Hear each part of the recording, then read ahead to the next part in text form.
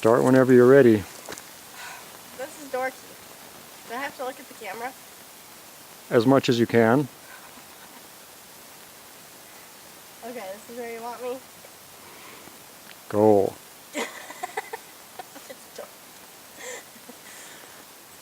Listen, my children, and you shall hear the midnight ride of Paul Revere.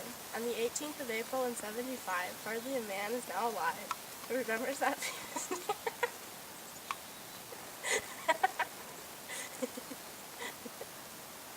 Alright, I'll try not to laugh. Listen, my children, and you shall hear the midnight ride of Paul Revere.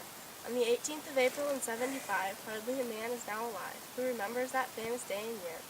He said to his friend at the British March, by land or by sea from the town tonight, hang a lantern aloft in the belfry arch of the North Church tower.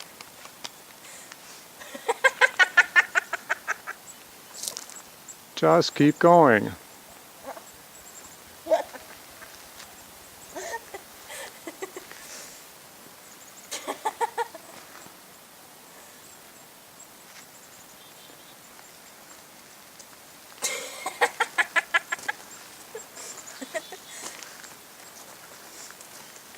Alright, how do I stop laughing?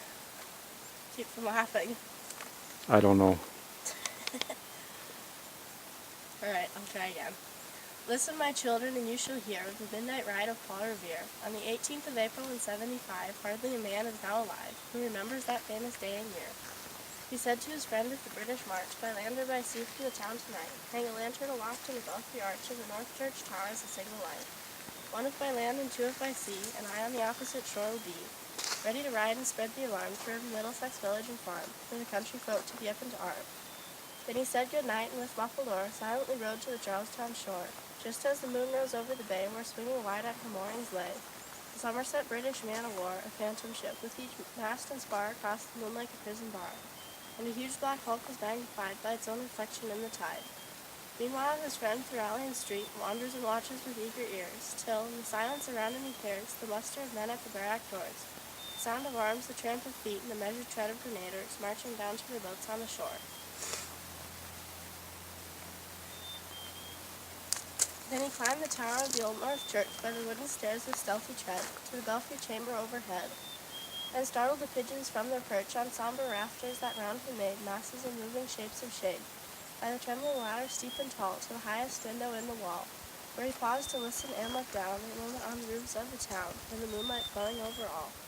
Beneath the churchyard lay the dead, in their night encampment on the hill, wrapped in silence so deep and still that he could hear, like a sentinel's tread, the watchful night wind as it went, creeping along from tent to tent, and seeming to whisper all is well. A moment only he feels the spell, the place and the hour and the secret dread, of the lonely belfry and the dead. For suddenly all his thoughts are bent on the shadowy something far away, where the river widens to meet the bay, a line of black that bends and floats on the rising tide like a bridge of boats. Meanwhile, impatient to mount and ride, booted and spurred with heavy stride, on the opposite shore walked Paul Revere. Now he patted his horse's side. Now he gazed at the landscape far and near, then impetuous stamped the earth, and turned to tighten his saddle girth.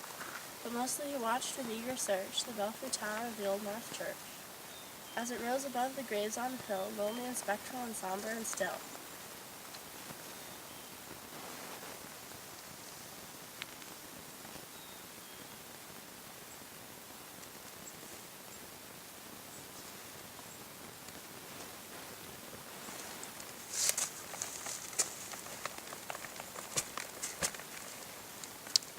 I can't remember anymore. Get a hint. What do you mean? You got your paper? Oh, but that's the whole thing. Just use it to remind you what's next. Okay.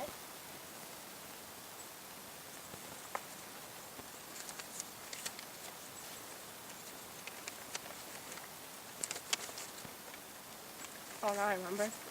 And lo, as he looked on the belfry's height, a glimmer and then a gleam of light, he springs to the saddle, the bridle he turns, but lingers and gazes till full on his sight a second lamp in the belfry burns. A hurry of hooves in the village street,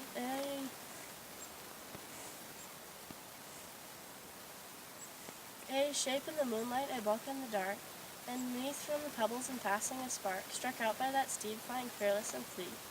That was all, and yet through the gloom and the light, the fate of a nation was riding at night. And the spark struck out by that steed in his flight kindled the land and the flame with its heat. He has left the village and mounted his steep, and beneath him, tranquil, broad, and deep, is the mystic meeting of the ocean tides, and beneath it, alders that skirt its edge, now soft on the sand, now loud on the ledge.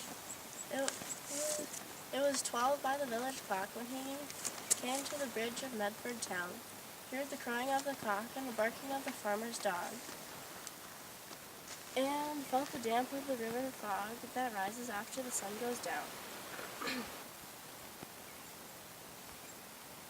It was 1 by the village clock when he galloped into Lexington. He saw the gilded weathercock swim in the moonlight as he passed, and the meeting-house windows, black and bare, gaze at him with spectral glare, as if there he stood aghast at the bloody work they look upon. It was 2 by the village clock when he came to the bridge in Concord town.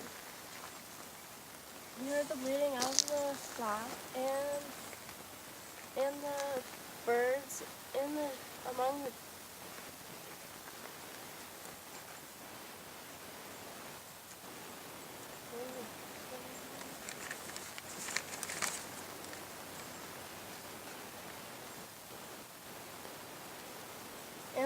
among the trees, and felt the breath of the morning breeze blowing over the meadows brown. And one who was safe and asleep in his bed, who at the bridge would be first to fall, who that day would be lying dead, pierced by a British musket ball. You know the rest in the books you have read, how the British regulars fired and fled, how the farmers gave them ball for ball from behind each fence and farmyard wall, chasing the ridgefields down the lane and crossing the field to emerge again, under the trees at the turn of the road, and only pausing to fire and load. And so through the night rode Paul Revere, and so through the night went his cry of alarm to every Middlesex village and farm.